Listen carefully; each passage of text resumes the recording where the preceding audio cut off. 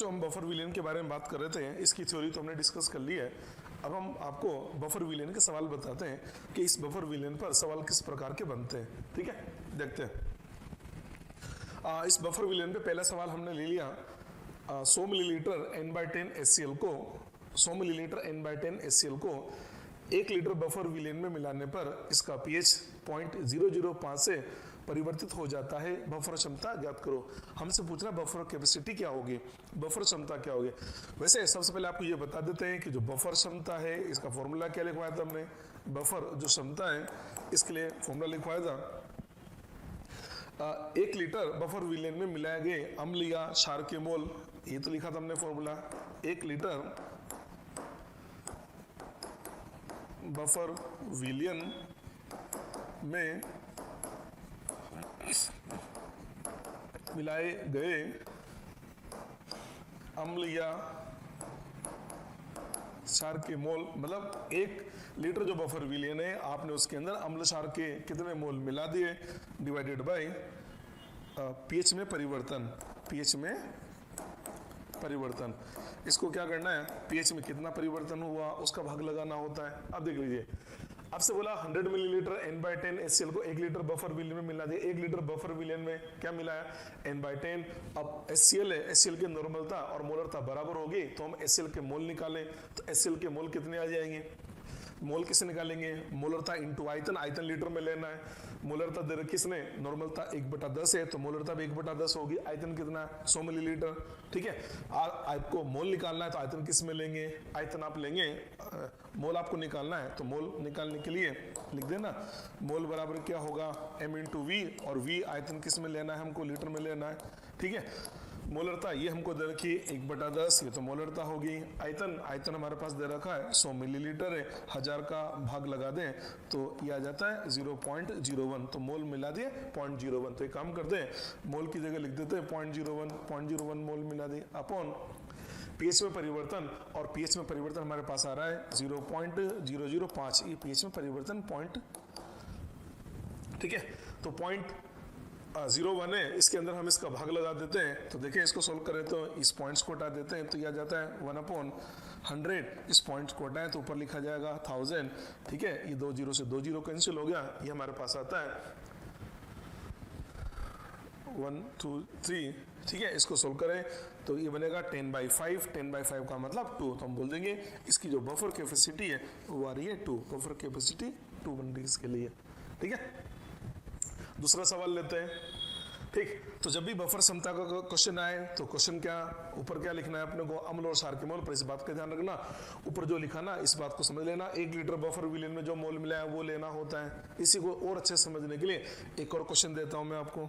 अगला क्वेश्चन देखो, next question है 0.002 मोल 0.002 मोल HCl को 250 मिलीलीटर बफर विलेन में मिलाने पर 0.002 मोल HCl को 0.002 मोल HCl को 250 मिलीलीटर बफर विलेन में मिलाने पर इसका pH 0.02 से परिवर्तित हो जाता है। बफर क्षमता ज्ञात करो। ठीक है, बफर क्षमता का फॉर्मूला तो मैंने आपको बता दिया। तो सबसे पहले ये देखें कि हमने 1 लीटर बफर विलेन के अंदर कितने मोल मिला है। इसने क्या बोला 0.002 मोल मिला है, पर वो 250 ml के अंदर मिला है। तो फिर हम ये देखें 1 लीटर में कितने मिला है, तो इसके लिए क्या करें, इसको अपन ऐसे बना देते हैं M1V1 इक्वल टू, हम इसको M2V2 कर देते हैं। M1V1 equal to M2V2। M1 इसकी जगह लिख दिया मैंने 0.002 इंटू V1, ये 250 आ गया, ये तो 250 आ गया। M2 ये लीजिए मैंने M2 ले लिया, इंटू V2 1 लीटर में देखना है तो यहाँ लिख देंगे आप 1000। ठीक है, हम सबसे पहले यहाँ से हम M2 निकाले थे। M2 का मतलब ये एक तरह से मोल ही आ जाएगा M2। इसको सोल्व करके देखें तो 250 से 1000 हमारा 4 टाइम्स कैंसिल होगा। इसको डिवाइड करें तो ये बन गया 0.002 अपॉन 4। ठीक है, इसको सोल्व करें तो पॉइंट्स को हटाएंगे तो 1 अपॉन इसको लिखा हमने 1000, 2 से ये 2 टाइम्स हो जाएगा। ठीक, तो ये बन गया आपके लिए 0.002 ये इतने मोल आ जाएंगे। ठीक है, 0.002 मोल। अब आपको क्या करना है, बफर कैपेसिटी लाना है। तो बफर कैपेसिटी क्या होगा, 1 लीटर विलेन के अंदर कितने मोल मिला है, तो 1 लीटर के अंदर हमने 0.002 मोल मिला दिए अपॉन पीएच में परिवर्तन, वो हमारे पास आ रहा है 0.02 का, ठीक है, 0.02 का पीएच में परिवर्तन आ रहा है। इसको सोल्व करें तो ये हमको देता है 0.1, ये लीजिए आंसर आ जाएगा इसके लिए 0.1। तो इसका बफर कैपेसिटी है 0.1, ठीक है, 0.002 नहीं, इसकी ये कैलकुलेशन में थोड़ी सी मिस्टेक होगी, इसको ठीक कर देते हैं। ये आपके पास आ रहा है 1/2000, इसको हम लिख सकते हैं 1/2000, ठीक है, 1/2000, तो 1/2 को तो हमने लिखा 0.5, तो इसकी लिखा जा सकता है 0.5 इंटू 10 टू पावर -3, या लिख सकते हैं 5 इंटू 10 टू पावर -4, ये 5 इंटू 10 टू पावर -4, इतने मोल आ जाएंगे, ये तो मोल आ गए। 0.002 है ना, तो 0.002, तो पॉइंट हटाएंगे तो 1000 आ गया, इस 2 से 4 हमारा 2 टाइम्स कैंसिल होगा, तो 1/2000 आ गया। 1/2000 को हम लिख सकते हैं ना, 1/2 को तो क्या लिखा 0.5, तो 0.5 इंटू 10 टू पावर -3 को लिखा मैंने 5 इंटू 10 टू पावर -4, ठीक है। तो ये लीजिए, हाँ, तो मोल तो कितने मिला दिए, अब लिख देता हूं मैं, तो मोल तो कितने मिला दिए, तो मोल हमने मिला दिए इसके अंदर 5 इंटू 10 टू पावर -4, ये हमने मोल मिला दिए, 5 इंटू 10 टू पावर हमने मोल मिला दिया। तो इसको सोल्व करके देख लेते हैं, ये देख लीजिए। अब इसको हम लिख सकते हैं, इस पॉइंट को हटाएं तो ये हम लिख सकते हैं यहाँ पर 100, ठीक है जी। चलो सोल्व करते हैं। इस 2 से देखा जाए तो 2 से ये हमारे पास में 50 टाइम कैंसिल होगा, 50 इंटू 5 करें तो 250, तो इसका आंसर आ जाता है 25 इंटू 10 टू पावर -3, या इसकी जो बफर कैपेसिटी है वो आ रही बेटा 0.025, इसकी बफर कैपेसिटी आ जाती है 0.025, इसका बफर कैपेसिटी आ गया, ठीक है जी। तो इस क्वेश्चन के अंदर खास बात क्या है, आप क्या करोगे, ये डायरेक्ट अगर आपने ये मोल लिख दिया, मोल की जगह अगर ये लिख दिया ना तो गड़बड़ हो जाएगी, क्योंकि इसने क्या बोला, ये तुमने 250 के अंदर मिला दिया, जबकि फॉर्मूले में क्या लिखते हैं 1 लीटर बफर में कितने मोल मिला है, तो यूनिट मेथड लगा दो कि 250 में इतने मिला है, तो 1 लीटर में कितने मिलेंगे, या आप M1V1 = M2V2 करके इससे भी निकाल सकते हैं, ठीक है, आता आंसर वही है, ठीक है जी। चलिए अगला सवाल लेते हैं। नेक्स्ट, SCN का K मान 5 इंटू 10 टू पावर -10 है, SCN का K दे रखा है 2m SCN के 10 मिलीलीटर विलेन में 5m KCN का कितना आयतन मिलाया जाए कि विलेन का pH मान नियत pH बराबर नियत 9 प्राप्त हो। देखो अब क्वेश्चन क्या कह रहा है, क्वेश्चन हमसे बोला एक तो हमने क्या ले लिया, एक तो हमने SCN ले लिया है, इस SCN के अंदर हमने मिला दिया KCN, ये मिला दिया। देखो भैया ये तो वीक एसिड है और ये वीक एसिड का स्ट्रॉन्ग बेस के साथ में बना हुआ लवण है, इसका मतलब ये तो हमारा अम्लीय बफर होगा, इसका मतलब ये तो एसिडिक बफर है, ये आपका एसिडिक बफर आ गया, ये तो एसिडिक बफर। और जो एसिडिक बफर है, इस एसिडिक बफर का pH हमको दे रखा है 9, इसका pH इसने 9 दे दिया है, ये तो इसने दे रखा है। ऐसे एसिडिक बफर के अंदर क्या बोला है, जो SCN है ना, SCN इसका कितना मिला रहे, इसकी मोलरता कितनी है 2m है, और इसका आयतन हमने ले रखा है 10 मिलीलीटर, ये तो इसने ले रखा है।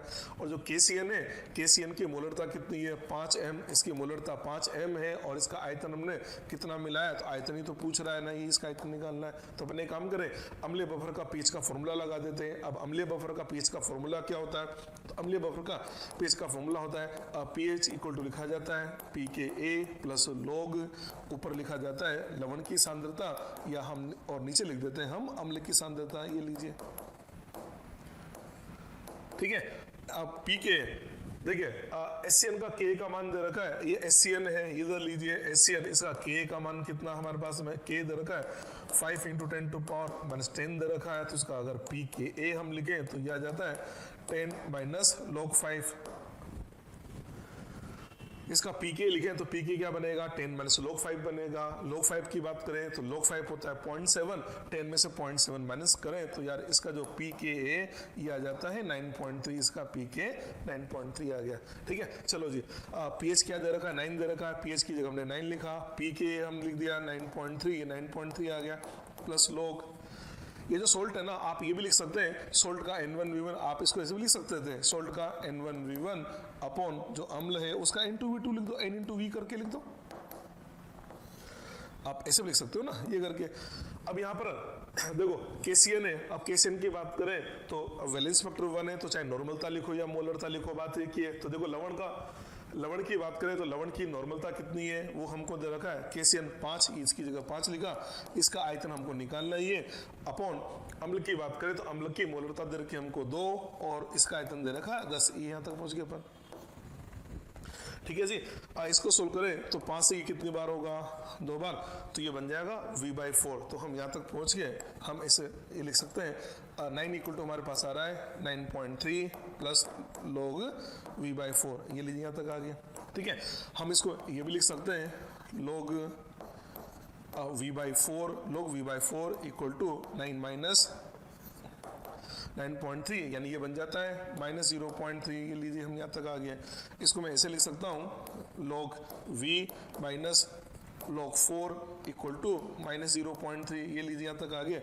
यहाँ से अगर log V की बात करें तो log V इक्वल टू आ जाता है -0.3 और इस log 4 को इधर लेके आ गए, ये log 4 को लेके आ गए, तो इसको लिखा हमने -0.3, तो ये रहा प्लस log 4। अब log 4 की बात करें तो log 4 होता है 0.60, ये log 4 हमारे पास आ गया 0.60, इसका मतलब इसका आंसर ये आ जाता है 0.30, ये 0.30 आ जाएगा। ठीक है, तो log V का वैल्यू कितना आ गया, 0.30 आ गया। log जो V है, इस log V का वैल्यू क्या आ रहा है, 0.30 आ रहा है। ठीक है, आप समझते होंगे कि log 2 जो होता है ना, log 2 क्या लिखा जाता है, 0.30 लिखा जाता है, या हम ऐसे बोल सकते हैं कि अगर हमको एंटीलॉग लेना है, एंटीलॉग किसका लेना है, 0.30 को एंटीलॉग लेना है, तो 0.30 को एंटीलॉग तो यार 2 आ जाएगा ना। तो देखो इधर इसका एंटीलॉग लिया जाए तो इसका एंटीलॉग क्या लिखेंगे, ये लिखेंगे ना V equal to antilog of 0.30, और 0.30 को एंटीलॉग कितना होता है 2, तो इस क्वेश्चन का आंसर देंगे, इसका जो आयतन है ये आ जाता है 2 मिलीलीटर, ये लीजिए क्वेश्चन का आंसर है 2 मिलीलीटर। ठीक, ये जो क्वेश्चन हमने सोल्व किया तो इसमें जो आपसे पूछा ना भाई HCN का आयतन कितना लगेगा, तो उसका आयतन आ रहा है 2 मिलीलीटर। ठीक है, ये आपका क्वेश्चन है। अगला क्वेश्चन देता हूं मैं, नेक्स्ट क्वेश्चन देखिए। अगला क्वेश्चन, 0.1 HCl को 1.1 अमोनिया विलेन में मिला दिया गया है, विलेन का pH ज्ञात करो। देखो आपने क्या किया, आपने HCl है, इस HCl को अमोनिया विलियन का मतलब NH4OH के अंदर मिला दिया है, ये मिला दिया है। जैसे आप HCl को NH4OH के अंदर मिलाओगे तो आपको बनेगा क्या, एक तो बनेगा NH4Cl, साथ में बनेगा ये वाटर, ये यहाँ तक आ गया। देखो HCl कितना लिया, 0.1 m ले लिया, तो आपने ये 0.1 ले लिया, ये तो आपने 0.1 लिया, NH4OH आपने 1.1 m ले लिया, ये तो t इक्वल टू 0 पर है। ठीक है, समय t पर होगा क्या, इसका जो 0.1 है इसके 0.1 से क्रिया करेगा तो HCl तो कितना बचेगा 0, इसका 0.1 इसके 0.1 से क्रिया करेगा, इसका है कितना 1.1 है, तो 1.1 में से 0.1 से क्रिया करेगा तो कितना बचेगा 1 बचेगा, और ये क्रिया करके और आपका जो NH4Cl है ये भी 0.1 ही बना लेगा ना, ये 0.1 बनेगा। कैसे लिखा मैंने, इसका 0.1 m इसके 0.1 m से क्रिया करेगा, अगर इसके 0.1 m से क्रिया करेगा तो इसको लिख सकते हैं ना 1.1 में से 0.1 चला जाएगा तो इसका तो फिर 1.0 m बच जाएगा, ये लीजिए। ठीक है, और जो NH4Cl बनेगा ये 0.1 बनेगा। इसको देख के नहीं लग रहा सॉल्यूशन के अंदर अंतिम विलेन में HCl तो 0 हो गया, अंतिम विलेन में क्या बचा, एक तो आपके पास बचा NH4OH और एक आपके पास बच रहा है NH4Cl। यार ये तो क्या हुआ, ये तो दुर्बल क्षार हुआ और ये दुर्बल क्षार का प्रबल अम्ल के साथ लवण हुआ। इसका मतलब बोल सकते हैं ना कि एक तरह से अंतिम विलेन हमारा हो जाएगा बेसिक बफर, ये बेसिक बफर आ जाएगा। तो आप एक काम करो, बेसिक बफर का pH का फॉर्मूला लगा दो। चलिए आपसे pH पूछ रहा है ना, तो आपको pH का फॉर्मूला याद है ना, pOH इक्वल टू क्या लिखा है हमने, फॉर्मूला लिखा था pKb प्लस log, और यहाँ लिखा था हमने सोल्ट अपॉन, यहाँ लिखना है आपको बेस, लवण अपॉन क्षार की सांद्रता लिखनी होती है pKb। क्वेश्चन में पीके भी आपको दे रखा है 4.74 प्लस लॉग। लवण की बात करें तो लवण कितना बना, तो लवण तो हमारा बन गया 0.1 अपॉन क्षार कितना है, तो वो 1 है। इसको सोल्व करें तो इसका जो पीओएच है, पीओएच बराबर आ जाता है 4.74 माइनस log 10 1, तो ये बन जाएगा 3.74। ठीक है, 3.74 तो क्या आ रहा है, इसका पीओएच आ रहा है। हमको लेकर आना पीएच, तो पीएच क्या काम करें, 14 में से माइनस करें, 14 माइनस 3.74। ठीक है, इसको सोल्व करें तो ये बन जाता है 10.26। ये लीजिए, इसका जो पीएच मान है ये आ जाता है 10.26। ये इसका पीएच मान आ जाता है 10.26। ठीक है जी, इसका जो पीएच मान है ये आ जाता है हमारे पास में 10.26। ठीक, अगला क्वेश्चन लेते हैं।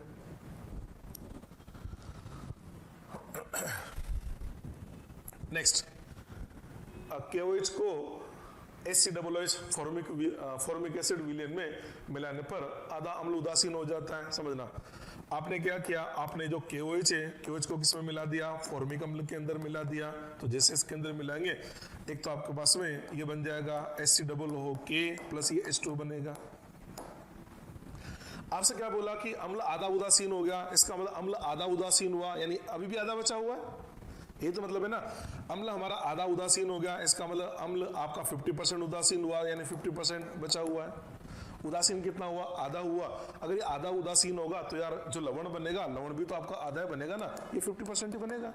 तो अंतिम विलयन में होगा क्या, अंतिम विलयन के अंदर एक तो भाई आधा उदासीन हो गया, यानी आधा बचा हुआ है, तो ये तो फॉर्मिक अम्ल बचेगा और उसके साथ में ये भी बचेगा। तो यार ये तो एक एसिडिक बफर की तरह काम करेगा, ये आपका बन गया एसिडिक बफर। तो आप एसिडिक बफर का पीएच का फॉर्मूला लगा दो। एसिडिक बफर है, इस एसिडिक बफर की पीएच का फॉर्मूला होता है पीएच इक्वल टू, लिखा था हमने pH equal to pKa plus log, ऊपर लिखना है लवण की सांद्रता, आपको नीचे लिखना होता है अम्ल की सांद्रता।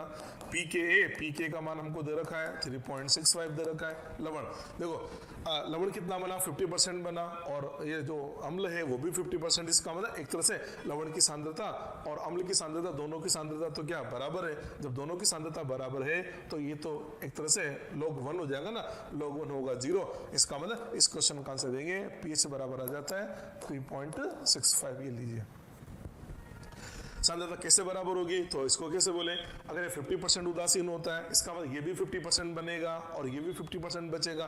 तो 50/50 करें भाई, आप इनिशियल में 100 मान लो ना, इनिशियल में आप 100 मान लिया, ये 50 बना और ये 50 बचा, तो 50/50 ये आ गया। हाँ, अगर ये बोल देता कि हमारा अम्ल जो है ना वो 3/4 उदासीन हो गया, सुनना 3/4 उदासीन हो गया, इसका मतलब 75% चला गया, तो लवण कितना बनेगा, 75% बनेगा और अम्ल कितना बचेगा 25, तो फिर लिखेंगे 75/25। हाँ, अगर बोलता 25% उदासीन हो गया, इसका मतलब 25% उदासीन होगा तो लवण भी 25% बनेगा, तो लवण तो बनेगा 25 और अम्ल कितना बचेगा 25 उदासीन हो गया तो 75 बचेगा ना, उस केस में लिखेंगे 25/75। तो जब एक क्वेश्चन आए तो ध्यान से देख लेना, आधा उदासीन बोला है या 3/4 बोला है या 1/4 बोला है, उसके हिसाब से जितना उदासीन होगा इसका उतना तो लवण बनेगा और 100 में से माइनस कर दो, उतना आपका अम्ल या क्षार जो भी है वो उतना बच जाता है।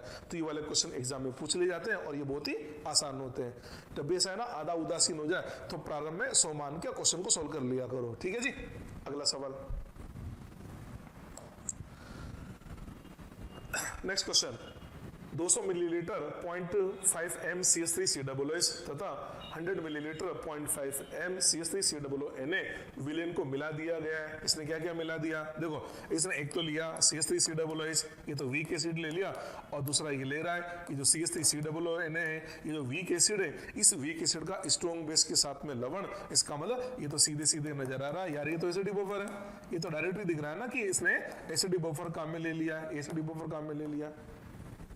ठीक है, अब एसिडिक बफर है, इसका पीएच का फॉर्मूला लिखा जाता है। एसिडिक बफर का पीएच इक्वल टू होता है पीकेए प्लस लॉग, यहाँ लिखा हमने सोल्ट और नीचे लिख दिया जाता है अम्ल, ये ऐसे लिख दिया जाता है। हाँ, अगर नॉर्मल का आयतन दे रखा हो ना तो जो सोल्ट लिखा है ना आप इसकी जगह भी लिख सकते हैं, लवण का N1V1 अपन जो अम्ल लिखा ना अम्ल का N2V2 ऐसे भी लिखा जा सकता है।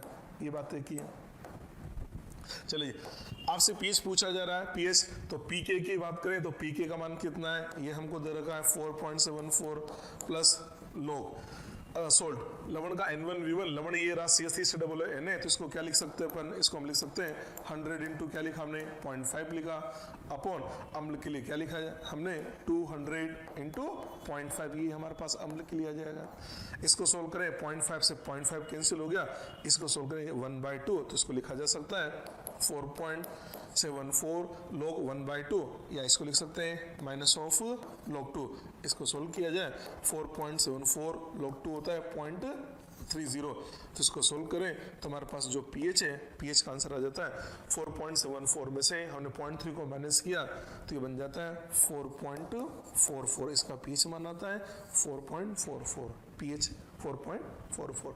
ठीक है, ये जो क्वेश्चन है इसके अंदर तो डायरेक्ट दे रखा था, तो हमने डायरेक्ट फॉर्मूला लगा के क्वेश्चन को सोल्व कर लिया है। ठीक है, चलिए जी आगे बढ़ते हैं, अगला क्वेश्चन लेते हैं आपके लिए। नेक्स्ट 600 मिलीलीटर N/100 CH3COOH तथा 200 मिलीलीटर M/100 NaOH को मिला दिया जाता है, परिणामी विलयन का pH ज्ञात करो। अब ये क्वेश्चन क्या है, ये हमने CH3COOH एक तो वीक एसिड लिया और उसके साथ में NaOH को मिला दिया, तो पहले तो आपको ये समझा देता हूँ। ये लीजिए, ये आपका एसिटिक एसिड रहा, ये तो एसिटिक एसिड रहा, इसके अंदर आपने क्या मिला दिया, NaOH को मिला दिया। जैसे दोनों को मिलाएंगे एसिटिक एसिड NaOH के साथ क्रिया करेगा और क्रिया करके क्या बना लेगा, ये बना लेता है CH3COONA प्लस H2, ये बन जाती है, ये तो अभी क्रिया होगी। चलिए जी, अब आपने कितना कितना मिलाया, तो आयतन कितना 600 मिलीलीटर है, नॉर्मलता कितनी 1/100 है, तो नॉर्मलता को आयतन से गुणा करें तो क्या जाएगा 6, तो मैं से बोल सकते हैं हमने इसका 6 मिली तुल्यांक मिला दिया, ये M इक्विवेलेंट का मतलब मिली तुल्यांक मिला दिया। NaOH कितना है 200 मिलीलीटर है, मोलरता 1/100 है, तो हमने NaOH का 2 मिली तुल्यांक मिला दिया, हमने इसका 2 मिली तुल्यांक मिला दिया, ये तो T = 0 पर है। ठीक है, अब अंत में होगा क्या, इसका जो 2 मिली तुल्यांक है वो इसके 2 मिली तुल्यांक से क्रिया करेगा, तो इसका तो कितना बचेगा 0, इसका कितना था 6 में से 2 क्रिया कर जाएगा, तो हम बोल देंगे इसका बचेगा 4 मिली तुल्यांक, ये 4 मिली तुल्यांक बचेगा। हाँ, इसका 2 मिली तुल्यांक इसके 2 मिली तुल्यांक के साथ क्रिया करके और जो लवण बनेगा, लवण कितना बना लेगा 2 मिली तुल्यांक बनाएगा, और जल भी आपका 2 मिली तुल्यांक ही बनेगा। ठीक है जी, अब देखो, अब अंतिम विलयन में क्या क्या दिखाई दे रहा है, NaOH तो कितना हो गया 0 हो गया, NaOH तो है नहीं, तो अंतिम विलयन में क्या नजर आ रहा है, एक तो नजर आ रहा है एसिटिक एसिड 4 मिली तुल्यांक, एक नजर आ रहा है CH3COONA 2 मिली तुल्यांक, जल तो होगा ही होगा। तो आपको देख के से नहीं लग रहा जैसे अंतिम विलयन के अंदर एक तो दुर्बल अम्ल है और एक दूसरा उस दुर्बल अम्ल का प्रबल क्षार के साथ लवण है, यार ये तो एसिडिक बफर बन गया, इसका मतलब ये जो क्वेश्चन है ये भी बफर का बन गया, ये बन गया एसिडिक बफर। अब एसिडिक बफर है तो इसका pH का फॉर्मूला लगा देते हैं, तो pH का फॉर्मूला लिखेंगे हम, pH बराबर आ जाता है pKa प्लस log लवण का, ऊपर लिखते हैं हम लवण और नीचे लिख दिया जाता है ये अम्ल, ये लीजिए ये अम्ल लिख दिया हमने। ठीक है, pK की बात करें तो pKa, ठीक है, एसिटिक एसिड है, मैं लिख देता हूँ एसिटिक एसिड का जो pK वो आपको दे रखा है 4.74, ये दे रखा है। ठीक है, तो pK की जगह लिखा मैंने 4.74 प्लस log लवण, लवण के कितने मिली तुल्यांक है, तो लवण के 2 मिली तुल्यांक है, अपॉन अम्ल, अम्ल के मिली तुल्यांक है 4, यानी 2/4, 2/4 1/2, यानी इसको लिख सकते हैं 4.74 माइनस log 2, इसको सोल्व करें तो pH हमारे पास आ जाता है 4.44, सेम आंसर आ रहा है जो भी पहले वाला क्वेश्चन के अंदर आया था।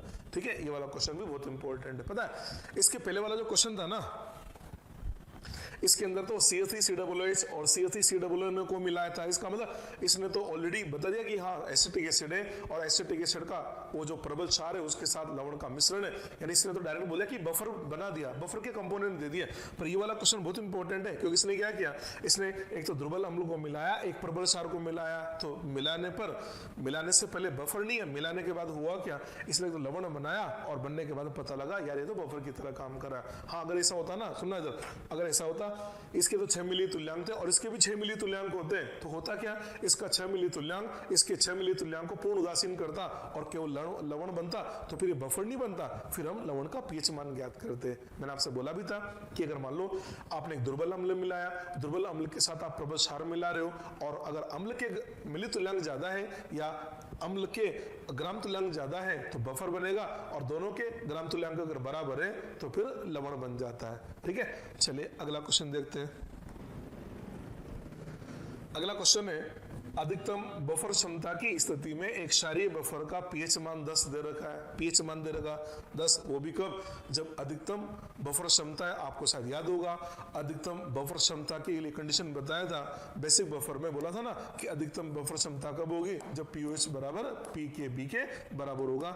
इसका मतलब इसने क्या बोला, इसने बोला अधिकतम बफर क्षमता पर पीएच कितना दे रखा 10, अगर पीएच 10 है तो पीओएच कितना होगा 4, यानी एक तरह से हमको इसने इनडायरेक्टली पीकेबी का मान दे रखा है 4। आगे बढ़ते हैं, बफर विलयन का पीएच ज्ञात करो, तो हम पीओएच का फॉर्मूला लिखें। पीओएच बराबर क्या लिखा जाता है, पीओएच बराबर होता है पीकेबी प्लस लॉग, ऊपर लिखा जाता है लवण की सांद्रता अपॉन लिखेंगे नीचे क्षार की सांद्रता, ये लिखा जाता है। ठीक है, अगर हम पीओएच की बात करें तो पीओएच तो हमारे पास कितना हो गया 4 हो गया, पीकेबी ये भी हमारे पास 4 है, ये लीजिए, नहीं पीओएच तो ज्ञाति करना नहीं यार, पीओएच तो ज्ञाति करना, वो तो अधिकतम बफर क्षमता पर है, तो इसका पीओएच ज्ञात करें। पीकेबी तो हमारे पास 4 दे रखा है प्लस लॉग, इसने क्या बोला पीएच कब निकालना है, विलयन का पीएच ज्ञात करो जब लवण की सांद्रता क्षार की सांद्रता से 100 गुना है, यानी लवण की सांद्रता क्षार से कितनी है, लवण की सांद्रता क्षार से 100 गुना है, इसका मतलब लवण अपॉन क्षार की जगह 100 लिखवाना चाह रहा है, इसको लिखा हमने 100, लॉग 100 कितना होगा 2, तो इसको देखने से पता लगा पीएच का मान कितना आ जाएगा 6, तो इसका जो पीएच है पीएच का मान आ जाएगा 8। इस क्वेश्चन का आंसर देंगे पीएच बराबर 8, ये लीजिए, ये भी बहुत अच्छा क्वेश्चन है। हाँ, अगर ये अम्लीय बफर का सवाल होता, अम्लीय बफर का सवाल होता तो अम्लीय बफर में क्या बोलते हैं अधिकतम बफर क्षमता कब होगी, जब पीएच बराबर के होगा।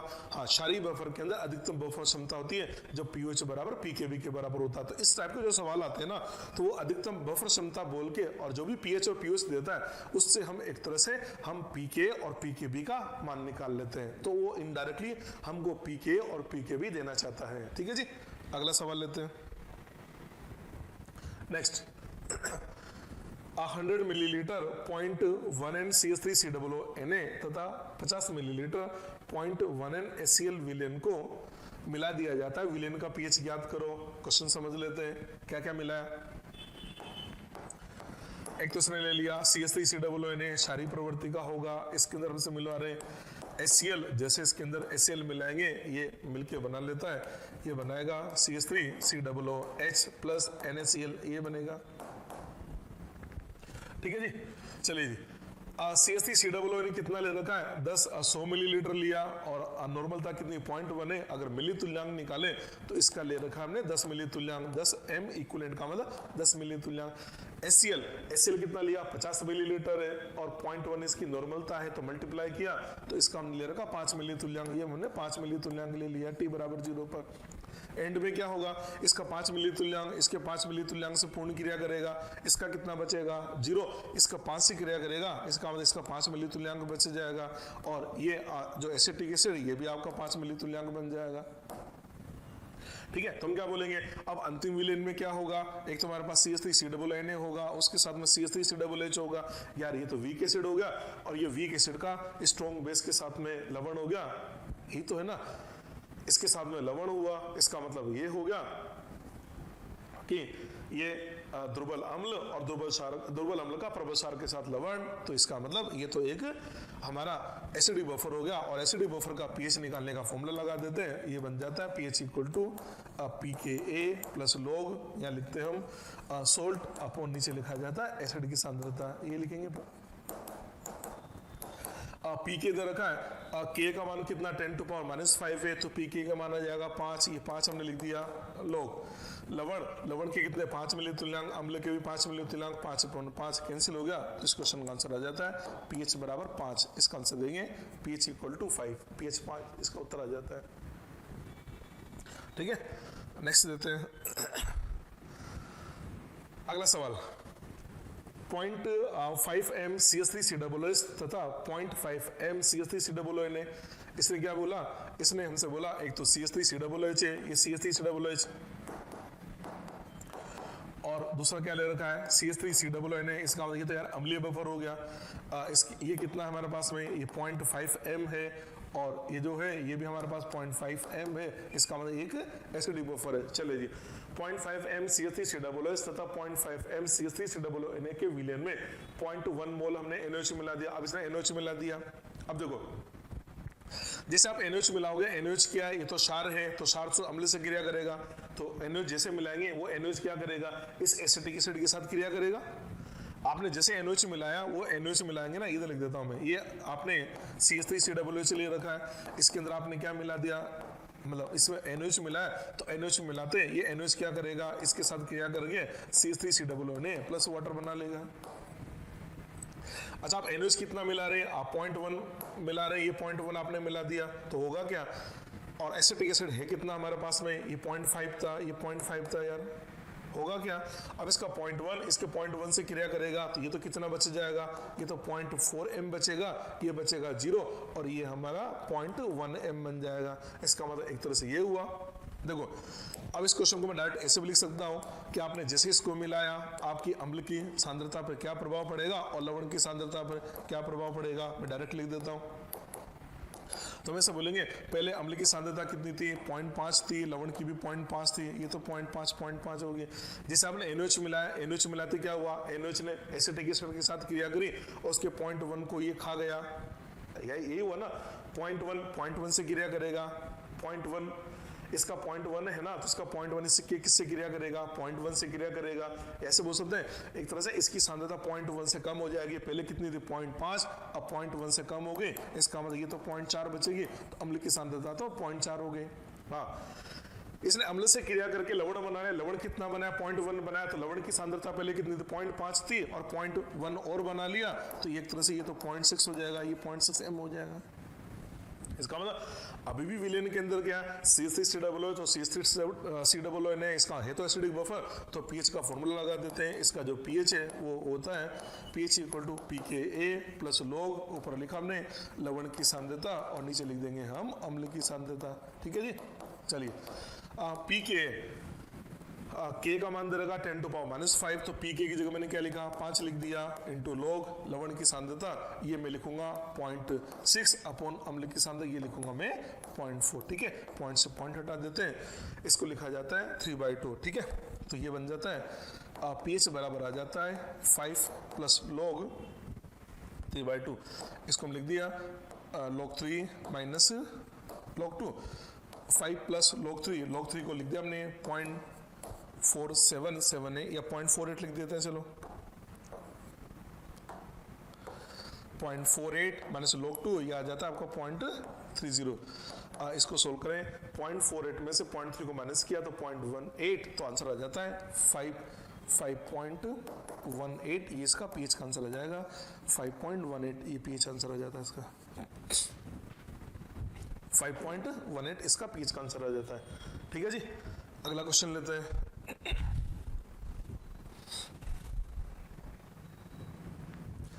नेक्स्ट, 0.50 m NH4OH तथा 0.5 m NH4Cl विलेन में इसी प्रकार का सवाल है, फिर देख लीजिए। आपसे क्या बोला गया, आपसे बोला गया एक तो आपने NH4OH ले लिया है और NH4OH के अंदर हमने NH4Cl मिला, ये दोनों मिला दिया, इसका मतलब बेसिक बफर तो ऑलरेडी है। ये हमारे पास में कितना है, ये हमारे पास 0.50 m है और ये भी हमारे पास 0.50 m है, यही दे रखा है आपको। अब आपसे क्या बोला, इसमें हमने HCl मिला दिया, अब HCl किससे क्रिया करेगा, तो HCl ऑब्वियस बात है यार NH4OH से क्रिया करेगा, और क्रिया करके क्या बनाएगा, देखो उधर आपने HCl मिलाया तो जो NH4OH है उस NH4OH के साथ HCl क्रिया करके और ये क्या बना लेगा, ये बना लेगा NH4Cl प्लस H2 बना लेगा। ठीक है, अब मैं इस क्वेश्चन को देखो डायरेक्ट सोल्व कर देता हूँ, तो हम ये लिख देते हैं। अब हम देखते हैं NH4OH की सांद्रता और NH4Cl की सांद्रता हमारे पास में क्या होगी। NH4OH की सांद्रता पहले कितनी थी, 0.5 थी, और NH4Cl की सांद्रता भी पहले कितनी थी, 0.5 थी। अब HCl किससे क्रिया करेगा, NH4OH से क्रिया करेगा, इसका मतलब क्षार की सांद्रता कम होगी और लवण की सांद्रता बढ़ेगी। भाई क्षार के साथ क्रिया करेगा, जिसके साथ क्रिया करेगा उसकी सांद्रता कम होगी, बना क्या लवण, तो लवण की सांद्रता बढ़ेगी ना। और ये कितना मिला रहे, 0.1 मिला रहे, इसका मतलब क्षार की सांद्रता 0.1 से कम हो जाएगी, तो ये तो 0.40 आ जाएगा, ये लीजिए। और ये 0.1 से बढ़ेगी, इसमें 0.1 हमने जोड़ दिया तो ये आ जाता है 0.60, ये लीजिए। अब इसके बाद तो कुछ नहीं बचा, बेसिक बफर है तो pOH का फॉर्मूला लगा देते हैं, तो इसका pOH का फॉर्मूला लिखा जाएगा POH = PKB प्लस log इसको लिखा हमने सोल्ट की सांद्रता अपॉन नीचे लिख देंगे लवण की सांद्रता, सॉरी क्षार की सांद्रता। पीकेबी हमको दे रखा है 4.74 प्लस लोग लवण की सांद्रता ये हमारे पास है 0.6, ये तो आती है 0.6 और ये हमारे पास है 0.4। इसको सोल्व करने से ये भी 3/2 आ जाता है। ठीक है, इसको सोल्व करें 4.74 प्लस log 3 माइनस log 2, यहाँ तक पहुँच गया। 4.74 log 3 होता है 0.48 और ये होता है 0.30, तो ये आ जाता है 4.74 प्लस 0.18। इसको सोल्व करें तो ये आ जाएगा 8 2 10 12 1 7 8 9, ये आ गया आपके पास में। pH बराबर आ जाता है, सॉरी pOH बराबर आ जाता है, pH बराबर आ जाता है 4.92। आपको तो pH चाहिए ना, तो pH के लिए 14 में से माइनस कर दीजिए, 14 माइनस 4.92, आंसर आ जाता है 9.08। ये लीजिए इसका pH माना जाता है 9.08 इसका pH माना जाता है। ठीक है, बहुत अच्छा क्वेश्चन है। बस आपको क्वेश्चन को डायरेक्ट सोल्व करना आना चाहिए। आप ये देख लो आप क्या मिला रहे, तो जो भी मिलाएंगे वो एक के साथ तो क्रिया करेगा और दूसरा बनाएगा, जिसके साथ क्रिया कर रहा है उसमें से तो माइनस कर दो और जिसका निर्माण हो रहा है उसके अंदर प्लस कर दो। ये सीधा सीधा कंसेप्ट है। ठीक है, एक सवाल और है हमारे पास में, इसको भी देख लेते हैं। 0.50 MCH3COOH देख लीजिए। एक तुमने रखा है CH3COOH ले लिया, ये भी उसी टाइप का सवाल है। इसके अंदर दूसरा क्या है CH3COOH नहीं, इसका मतलब बफर तो ऑलरेडी है। ये हमारे पास 0.50 है और ये भी हमारे पास में 0.50 है। ये लीजिए दोनों 0.50 है। अब इसमें क्या बोला है, हमने क्या मिला दिया, इसके अंदर हमने HCl मिला दिया। अब HCl मिलाएंगे तो HCl किससे क्रिया करेगा, HCl अम्ल है तो अम्ल से तो क्रिया करेगा नहीं, तो इससे किससे क्रिया करेगा, ये तो लवण है ना CH3COOH है, ये तो क्षारीय प्रवृत्ति का है ना। इसका मतलब हम जो HCl मिला रहे हैं ना, अब ये HCl क्रिया करेगा इस CH3COOH के साथ में। ये लीजिए इसने HCl के साथ क्रिया कर ली, HCl के साथ क्रिया करके और ये बना देता है CH3COOH प्लस NaCl बनाएगा। इसका मतलब इस वाले सवाल के अंदर क्या होगा, लवण की सांद्रता कम होगी और अम्ल की सांद्रता बढ़ेगी। ठीक है, तो अब हम डायरेक्ट लिख देते हैं, ये जो अम्ल है CH3COOH इसका तो निर्माण हो रहा है, इसका मतलब 0.5 तो पहले से ही है और इसका 0.1 मिलाया तो 0.1 इसका बन जाएगा, तो ये आ जाएगा 0.60। और जो लवण है CH3COOH ने, आप ये मत सोचना कि लवण की सांद्रता हमेशा बढ़ती है क्या, आप देख लो इसमें लवण की सांद्रता कम हो रही है क्योंकि लवण से क्रिया कर रहा है। ये कितना था 0.50 था, इसमें से 0.1 को माइनस किया तो ये आ जाता है 0.40। ये लीजिए। ठीक है, अब pH का फॉर्मूला लगा देते हैं। तो pH बराबर लिखा हमने, pH बराबर आता है pKa प्लस लोग, ऊपर लिखा जाता है लवण की सांद्रता अपॉन नीचे लिख देंगे हम अम्ल की सांद्रता। pKa की जगह लिख दिया मैंने 4.74 प्लस लोग लवण की सांद्रता, तो लवण की सांद्रता हम लिखेंगे 0.40 अपन अम्ल की सांद्रता 0.60। इसको लिख सकते हैं हम 2/3, ये 2/3 आ जाएगा। ठीक है, इसको सोल्व करें तो 4.74 minus log 2 minus of log 3, इसको लिखा हमने 4.74 log 2 होता है 0.30, log 3 0.48 होता है, ये प्लस। ठीक है, इसको सोल्व करें तो ये बन जाएगा 4.74 माइनस 0.18। ठीक है, तो 4.74 में से आप 0.18 को माइनस कर दीजिए, ये आपका pH का आंसर आ जाएगा, ये इसका pH आ जाएगा। ठीक है, तो इस प्रकार से हम बफर विलेन का सवाल भी सोल्व कर सकते हैं। बहुत ही सिंपल क्वेश्चन बनते हैं, बस आपको आपका जो कॉन्सेप्ट है वो एकदम क्लियर होना चाहिए। ठीक है, कुछ क्वेश्चन तो ऐसे आते हैं जो डायरेक्ट फॉर्मूले से बन जाते हैं, कुछ क्वेश्चन ऐसे भी आते हैं जिनमें डायरेक्ट फॉर्मूला नहीं लगता। जैसे इस टाइप के क्वेश्चन है कुछ भी नहीं है, पर आपको कॉन्सेप्ट अगर क्लियर है तो आपका क्वेश्चन आपसे कन्फर्म सोल्व हो जाएगा। ठीक है, ओके बच्चों, आज हम बात कर रहे हैं आपसे इंडिकेटर के बारे में। इंडिकेटर को बोल दिया जाता है सूचक। ठीक है, अब इंडिकेटर वैसे आप समझते हैं इंडिकेटर का मतलब क्या होता है। जैसे मान लो सपोज हमने एसिड बेस टाइट्रेशन करी, अम्ल क्षार का हमने अनुमापन किया। अब हमारा अम्ल क्षार का अनुमापन जिस बिंदु पर पूरा होगा वो बिंदु हमें कैसे पता लगेगा? तो हम क्या करते हैं, जब अम्ल क्षार अनुमापन करते हैं उसके अंदर एक पदार्थ मिला देते हैं। तो पदार्थ क्या करता है, जैसे हमारा अनुमापन कंप्लीट होता है उस अनुमापन पर क्या करेगा, वो अपना रंग बदल देगा। जैसे वो अपना रंग बदलेगा हमें पता लग जाएगा कि हमारी टाइट्रेशन कंप्लीट होगी। तो ये जो पदार्थ है जो अपना रंग परिवर्तित करके और उस अनुमापन का अंतिम बिंदु बताते हैं उस पदार्थ को बोल दिया जाता है सूचक। तुमने सबसे पहले सूचक इंडिकेटर के बारे में आपसे बात करी। इंडिकेटर सूचक क्या होता है? वह पदार्थ जो अनुमापन में स्वयं का रंग परिवर्तित कर अंतिम बिंदु दर्शाते हैं सूचक कहलाते हैं। अब आप कहेंगे इस अंतिम बिंदु का क्या तात्पर्य होता है? अनुमापन में अंतिम बिंदु किसे बोलते हैं? तो अंतिम बिंदु को बोला जाता है एंड पॉइंट। एंड पॉइंट का मतलब ये होता है कि आपका जो अम्ल क्षार अनुमापन है उस अम्ल क्षार अनुमापन में वह बिंदु, अम्ल क्षार अनुमापन में वह बिंदु जिस पर पीएच में अधिक परिवर्तन होने के कारण सूचक अपना रंग परिवर्तित करता है, अंतिम बिंदु कहलाता है। अंतिम बिंदु का क्या मतलब है कि जो अम्ल क्षार अनुमापन है उस पर वह बिंदु जिस पर पीएच में अचानक परिवर्तन होने की वजह से सूचक अपना रंग बदल देता है उसको बोला जाता है अंतिम बिंदु। और जैसे सूचक रंग बदलेगा हमें पता लगेगा इसका अंतिम बिंदु आ गया, मतलब हमारी टाइट्रेशन कंप्लीट हो गई। तो ऐसे हमें पता लगेगा टाइट्रेशन के बारे में। ठीक है, अब हम आपको ये बता देते हैं सूचक जो है उसके दो सिद्धांत है। सूचक की भी दो थ्योरी है। एक तो आती है इसकी ओस्टवाल्ड का सिद्धांत। पहले तो प्रकार बता देता हूं, टाइप्स ऑफ इंडिकेटर। इंडिकेटर के प्रकार, सूचक के प्रकार। सूचक दो प्रकार के होते हैं, एक होता है अम्लीय सूचक और एक होता है क्षारीय सूचक। सबसे पहले लिया मैंने एसिडिक इंडिकेटर, अम्लीय सूचक। एसिडिक इंडिकेटर को लिख दिया जाता है, एसिड का मतलब H+ आयन देगा, इंडिकेटर का मतलब IN, तो इसको लिख दिया जाता है HIN। HIN का मतलब एसिडिक इंडिकेटर, IN इंडिकेटर को बताता है, H का मतलब अम्लीय माध्यम प्रोटॉन बताता है। तो अम्लीय जो सूचक है उसको लिखने का तरीका होता है HIN। इसका एक एग्जाम्पल होता है फिनोप्थलीन, ये लिखा हमने फिनोप्थलीन, इसको लिख दिया ये HPH। HPH फिनोप्थलीन का सिंबल है।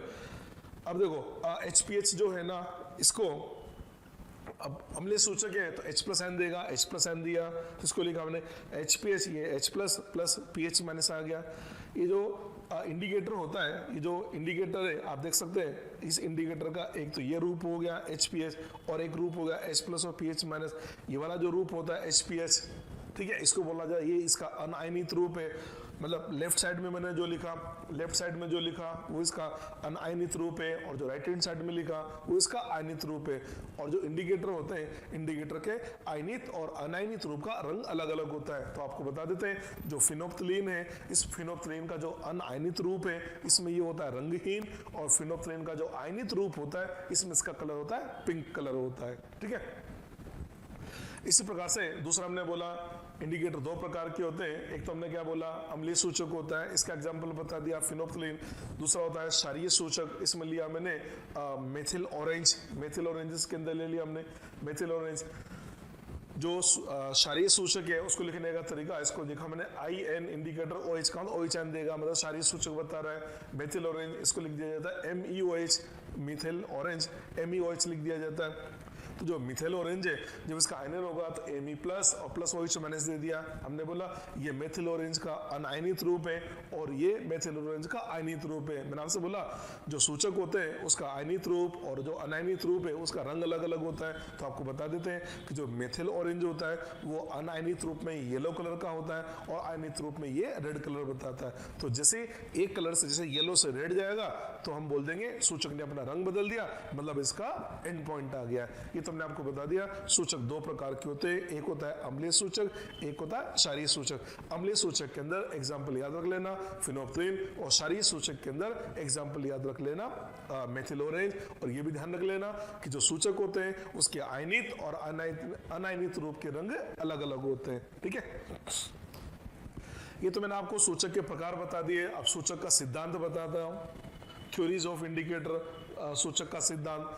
तो मैं आपसे बोल रहा था ना सूचक के दो सिद्धांत हैं, एक तो होता है इसका ओस्टवाल्ड सिद्धांत, एक होता है इसका बेंजोनेट सिद्धांत। तो उसके बारे में बाद में बात करेंगे। सबसे पहले हम आपको ओस्टवाल्ड का सिद्धांत बता देते हैं। ओस्टवाल्ड इंडिकेटर के बारे में क्या कहता है, तो ओस्टवाल्ड का ये कहना है, इसका ये बोलना है कि जो इंडिकेटर है ना, कोई सा भी इंडिकेटर, ऑस्टवाल्ड की थ्योरी समझा रहे हैं। इसका पहला पॉइंट क्या बोला, कोई सा भी इंडिकेटर हो वो या तो वीक ऑर्गेनिक एसिड होगा या फिर वो वीक ऑर्गेनिक बेस होगा। मतलब जितने भी सूचक होते हैं वो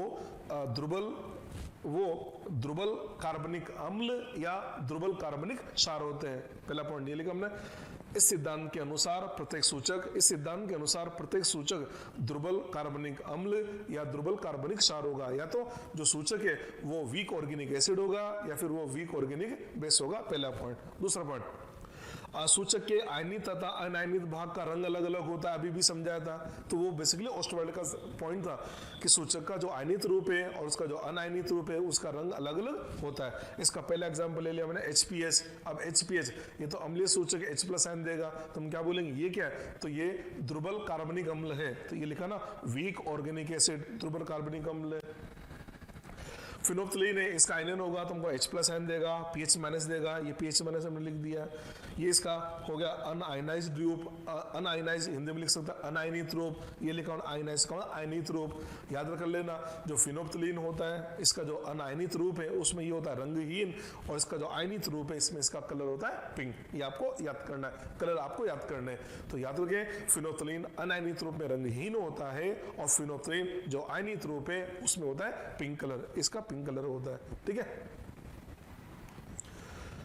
पहला एग्जांपल तो मैंने मेथिल फिनोप्थलीन ले लिया है। दूसरा एग्जांपल लेता हूं मेथिल ऑरेंज MeOH, अभी भी जो बताया था मेथिल ऑरेंज, इसका आयनन करेंगे तो Me++ OH- देगा। तो बोल सकते हैं ना कि मेथिल ऑरेंज क्या है, तो मेथिल ऑरेंज एक वीक ऑर्गेनिक बेस है, लिखा हमने वीक ऑर्गेनिक बेस होता है। इसका अनायनित रूप है अनायनाइज्ड रूप है और इसका आयनित रूप है आयनाइज्ड रूप है। मेथिल जो ऑरेंज है ये अनआयनाइज्ड रूप के अंदर येलो कलर बताता है और जो आयनाइज्ड रूप है उसके अंदर रेड कलर बताता है। ठीक है, एक पॉइंट और लिखा, प्रत्येक सूचक विपरीत माध्यम में कार्य करता है। प्रत्येक सूचक विपरीत माध्यम में कार्य करता है। इसका मतलब ये हुआ जो अम्लीय सूचक होगा वो क्षारीय माध्यम में कार्य करता है और जो क्षारीय सूचक होगा वो अम्लीय माध्यम में कार्य करता है। इसको मैं एग्जांपल लेके समझाता हूँ। जैसे मैंने फिनोप्थ ले लिया HPH, इसका आयनन होगा तो H+ मिलेगा और pH- फिनोक्साइड आयन मिलेगा। अगर मान लो हमने इस फिनोप्थलीन को काम में लिया अम्लीय माध्यम का मतलब जैसे HCl ले लिया तो H+ आयन होगा, Cl- आयन होगा क्या H+ आयन। देखो ये तो क्या HCl तो क्या स्ट्रॉन्ग एसिड हो गया यानी प्रबल विद्युत अपघट्य हो गया। फिनोप्थलीन क्या हुआ वीक ऑर्गेनिक एसिड है, इसका ये ध्रुबल अम्ल हो गया। तो ध्रुबल अम्ल हुआ, इसके अंदर प्रबल अम्ल मिलाया और एक आयन कॉमन है तो CIE का मतलब कॉमन आयन इफेक्ट होगा नहीं होगा, बिल्कुल होगा। जैसे कॉमन आयन इफेक्ट होगा, कॉमन आयन इफेक्ट होने की वजह से इस फिनोप्थलीन का आयनन कम होगा, इसका सामने किधर जाएगा पीछे जाने का मतलब ये अनायनित का अनायनित ही रहेगा, मतलब पीछे आने का मतलब HPH की सांद्रता pH फिनोक्साइड आयन से ज्यादा होगी, इसका मतलब कलरलेस होगा, मतलब एक तरह से अम्लीय माध्यम में ये काम नहीं कर पा रहा। चलो क्षारीय माध्यम लेते हैं।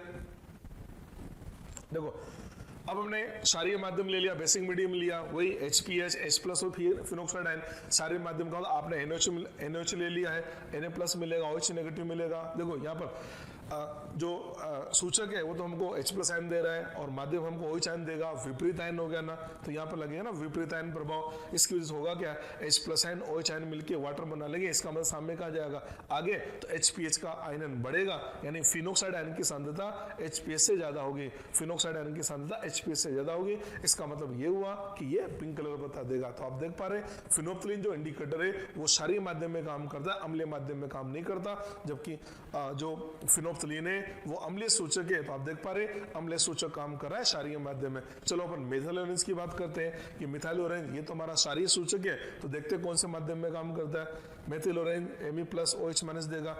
हमने अम्लीय माध्यम लिया, अम्लीय माध्यम में क्या होगा HCl होगा, H+ होगा, Cl- देख सकते हैं OH और H+ मिलकर वाटर बनाएंगे, सामने आगे चला गया, इसका मतलब यहाँ पर Me+ की सांद्रता MeOH से ज्यादा होगी यानी ये कलर बताएगा रेड कलर। तो आप देख पा रहे हैं जो मिथाइल ऑरेंज है वो अम्लीय माध्यम में काम करता है। ठीक, अगर इसको क्षारीय माध्यम में ले लेते हैं NaOH लेते हैं तो वही OH ion common ion effect होता और इसका आयनन कम होता और MeOH की सांद्रता Me प्लस से ज्यादा होगी, यानी सूचक का जो येलो कलर था वो येलो का येलो ही रहेगा, अपना रंग नहीं बदलेगा। जब रंग ही नहीं बदलेगा तो हमें कैसे पता लगेगा कि टाइट्रेशन कंप्लीट हुई या नहीं हुई? तो इसका कंक्लूजन ये है, अम्लीय सूचक क्षारीय माध्यम में काम करता है, क्षारीय सूचक अम्लीय माध्यम में काम करता है, या ऐसे बोल सकते हैं सूचक विपरीत माध्यम में कार्य करते हैं। ठीक है जी। चलिए अब आपको ये बता देते हैं, एक अम्लीय सूचक हो गया, एक क्षारीय सूचक हो गया, तो मैं आपको सिखा रहा हूँ अम्लीय सूचक का पीएच कैसे निकालते हैं। तो नेक्स्ट मैं बात कर रहा हूँ पीएच ऑफ एसिडिक इंडिकेटर। ये जो अम्लीय सूचक है उसका पीएच कैसे निकाला जाता है। अम्लीय सूचक लिखा हमने HIN, इसका आयनन होगा तो हमको देगा H+ और IN-। आयनन होगा तो आयनन स्थिरांक भी लिखा जाएगा। सूचक है तो उसको बोलेंगे सूचक का आयनन स्थिरांक, इसको लिखा हमने KIN। KIN का K का मतलब आयनाइजेशन कांस्टेंट, IN का मतलब इंडिकेटर। तो KIN क्या होगा, उत्पाद अपॉन क्रियाकारक, H+ IN minus upon HIN होगा। हमको पीएच निकालना है तो उसके लिए H+ आयन की सांद्रता, ये जो लिखा ना KIN, इसको बोलते हैं आयनाइजेशन कांस्टेंट ऑफ इंडिकेटर, सूचक का आयनन स्थिरांक। हमको H+ आयन की सांद्रता, तो यहाँ से H+ आयन की सांद्रता क्या होगी, KIN into HIN upon IN minus होगा। मेरे को पीएच निकालना है तो लॉग लेना पड़ेगा, इसका लॉग लिया तो लॉग लेंगे तो ये बनेगा log H+ equal to log KIN plus log HIN upon IN minus, यहाँ तक पहुंच गए। पूरे को माइनस से मल्टीप्लाई कर दीजिए तो यह आ जाता है minus log H+ equal to minus log KIN plus log IN minus upon HIN लिखा जाएगा। माइनस log H+ को क्या लिखेंगे, तो पीएच बनेगा, ये बनेगा PKIN plus log IN minus upon HIN। तो ये तो क्या है, इसका आयनित रूप है और इसका अनायनित रूप है। तो फॉर्मूला हम ऐसे लिख सकते हैं पीएच बराबर PKIN प्लस log आयनित रूप अपॉन अनायनित रूप। आपको ये फॉर्मूला डायरेक्ट याद कर लेना है। क्या फॉर्मूला है, पीएच बराबर PKIN प्लस log आयनित रूप अपॉन अनायनित रूप, ये इसका फॉर्मूला बन जाता है। ठीक है जी। ये तो हमने आपको पीएच बता दिया अम्लीय सूचक का। अब क्षारीय सूचक पे आ जाते हैं। तो क्षारीय सूचक के लिए हम पीएच निकालना, इसके लिए भी पीएच निकालते हैं। तो क्षारीय सूचक के लिए पहले पीओएच निकाल देते हैं, पीओएच ऑफ बेसिक इंडिकेटर। जो क्षारीय सूचक है उसका पीओएच क्या होगा, वही क्षारीय सूचक है, इसको लिखा मैंने INOH, तो इससे बनेगा IN प्लस OH माइनस लिखा जाएगा। आयनन स्थिरांक लिखा, सूचक आयनन स्थिरांक KIN बराबर IN plus OH minus upon INOH लिख दिया जाएगा। हमको OH आयन की सांद्रता चाहिए तो यहाँ से OH आयन की सांद्रता बराबर होगी KIN into INOH upon IN plus, यहाँ तक लिख दिया, इसका लॉग लिया हमने। लॉग लेके अगर इसको सोल्व करेंगे तो मैं डायरेक्ट फॉर्मूला लिख देता हूँ, यह आ जाता है POH बराबर PKIN plus log IN plus upon INOH, या ऐसे बोल सकते हैं आयनित रूप अपॉन अनायनित रूप। तो ये फॉर्मूला याद कर लो, POH बराबर होता है, POH बराबर है PKIN प्लस log आयनित रूप अपॉन अनायनित रूप। बिल्कुल वैसा का वैसा ही है जैसा एसिडिक इंडिकेटर में था। इससे पीओएच आएगा, अगर आपको पीएच निकालना है तो 14 में से माइनस कर दो तो पीएच भी आ जाता है। ठीक है, अब बात करें pH range of acidic indicator. ये बिल्कुल वैसे वैसे चला जैसे बफर में बताया था, बिल्कुल फॉर्मूले वैसे बन रहे। अब आपको बता रहा हूँ ये जो एसिडिक इंडिकेटर है इसका पीएच रेंज कितना होगा। तो पीएच रेंज, इंडिकेटर कार्य करे इसके लिए क्या जरूरी है, इसका जो आयनित रूप है और जो अनायनित रूप है, इसका जो आयनित रूप है और जो अनायनित रूप है, इनकी सांद्रता का अनुपात 0.1 से लेके 10 के बीच में होना चाहिए। तो देखो ये लिखा ना, अनायनित रूप और जो आयनित रूप है इनकी जो सांद्रता का अनुपात क्या होना चाहिए, मिनिमम से मिनिमम, मतलब इसके सांद्रता का अनुपात 1:10 से लेके 10:1 के बीच में होना चाहिए। ऐसे बोल सकते हैं इनकी सांद्रता का अनुपात 0.1 से लेके 10 के बीच में होना चाहिए। तो उससे हम पीएच निकाल सकते हैं। तो पीएच बराबर आ जाता है PKIN प्लस माइनस 1। बफर में बताया था ना पीएच बराबर PK प्लस माइनस 1, बिल्कुल वो का वही फॉर्मूला लिखा है हमने, तो याद रख लेना। अम्लीय जो सूचक है इसका पीएच परास होता है पीएच बराबर PKIN प्लस माइनस 1। तो जैसे हमने एसिडिक इंडिकेटर का पीएच परास निकाला, इसी प्रकार से हम बेसिक इंडिकेटर का भी पीएच परास निकाल सकते हैं, बिल्कुल वही तरीका। तो वहां आ जाएगा POH बराबर PKIN प्लस माइनस 1 ही आ जाएगा। हाँ, अगर मान लो ऐसा है जो इंडिकेटर है उसका आयनित रूप और जो अनायनित रूप है उनकी सांद्रताएं बराबर है, यानी 1:1 है, उसको बोला जाता है सूचक की न्यूट्रल कंडीशन, मतलब नो वर्किंग, मतलब इस केस में हमारा सूचक एकदम न्यूट्रल हो गया, काम नहीं करेगा। ये लिखा ना, neutral condition for indicator, neutral condition for indicator, तो अम्लीय सूचक के लिए न्यूट्रल कंडीशन क्या होगी, HIN और IN जो सांद्रता है उनका अनुपात 1:1 कर दो तो pH बराबर PKIN आ जाएगा। जैसे वहां बोलते थे ना अपन अधिकतम बफर क्षमता कब होगी, जब अनुपात 1 होता, तो यहाँ पर भी न्यूट्रल कंडीशन, सूचक की न्यूट्रल कंडीशन या सूचक का जो उदासीन बिंदु है उसके लिए क्या होना चाहिए, इन दोनों की सांद्रताएं क्या हो, बराबर हो, तो pH बराबर क्या होगा, PKIN होगा। इसी प्रकार से बेसिक इंडिकेटर में देखें तो वहां बनेगा pH बराबर PKIN। ठीक है, ये इसके लिए न्यूट्रल कंडीशन बन जाती है। ठीक,